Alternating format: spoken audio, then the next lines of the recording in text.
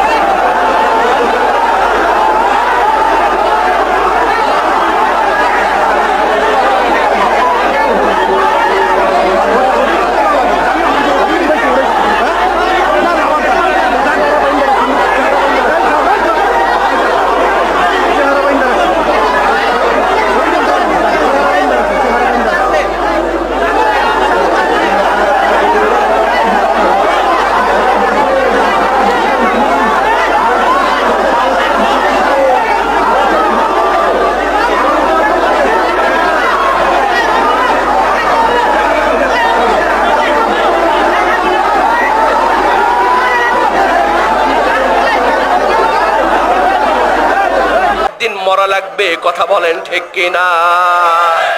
হযরতে খাদিজা রাদিয়াল্লাহু তাআলা আনহা চোখের পানি ফেলে ফেলে কাঁদতেছেন।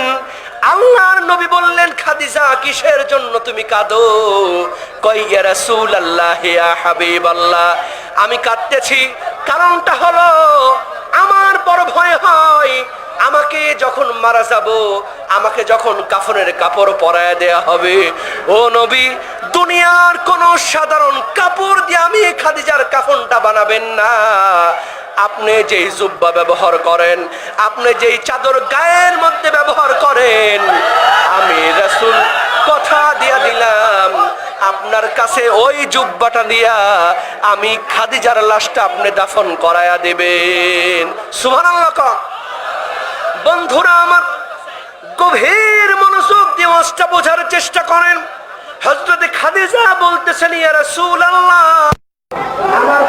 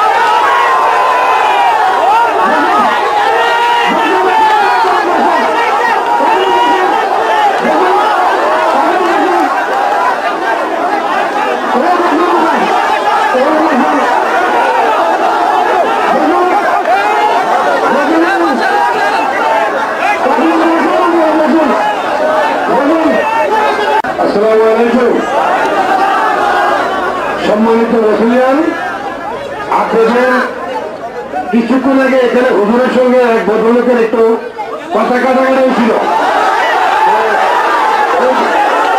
ওই বিষয়টা নিয়ে উনি নিজেই নিজের ভুল বস্তু করে হুজুরের সঙ্গে উনি মিটমাট হয়ে গেছেন। আপনাদের মনের ভেতরে এটা নিয়ে আর কোনো কষ্ট রাখবেন না। দয়া করে হুজুরের বক্তব্য শুনে হুজুরও এর মন থেকে বাদ দিয়ে দিচ্ছেন। আর ওনার কথা উনিও উনি যে পথে কথা বলছিল উনি সরে গেছেন। ওনাদের মধ্যে একটা ভুল বোঝাবুঝি হচ্ছিল, এটা নিয়ে আর যাতে কোনো ধরনের ভুল বোঝাবুঝি না হয় আপনারা আপনাদের মতো ওয়াজ শুনেন। আমরা আপনাদের নিরাপত্তার জন্য যতটুকু দরকার ইনশাল্লাহ করবো। আপনাদের কাছে অনুরোধ আপনারা দয়া করে কেউ আইন শৃঙ্খলা বিঘ্ন ঘটে এরকম কোনো কাজ করতে যাবেন না। আমরা আপনাদের নিরাপত্তার জন্য আসি, আপনাদের যতটুকু হেল্প করা দরকার ইনশাল্লাহ করবো। কিন্তু আমাদের খুব প্রয়োজনীয় অনুরোধ, দয়া করে এখানে অনেক লোকের সমাগম আছে, অনেক এর মধ্যে কিছু লোক থাকতে পারে যারা ভেজাল লাগাইতে আসছে। দয়া করে এখানে ম্যাক্সিমাম লোকের ভালো, অনেক লোক আসতে পারে যারা ভেজাল করতে পারে। দয়া করে যাতে এরকম ভেজাল করতে না পারে আমরা এই সুযোগ না দেই সবাই ভালো আছেন, সুন্দরভাবে থাকবেন। আপনাদের নিরাপত্তার জন্য আমরা আছি। কোনো সমস্যা হলে এখানে কমিটির মধ্যে বললে আমরা আপনাদের সব সময় সতর্কভাবে যতটুকু হেল্প করা দরকার আইনগত ইনশাল্লাহ করবো। আর আপনারা দয়া করে সুন্দরভাবে সুশৃঙ্খলভাবে আপনাদের ওয়ার্কে আমরা সবাইকে ভালো থাকেন, সুস্থ থাকেন।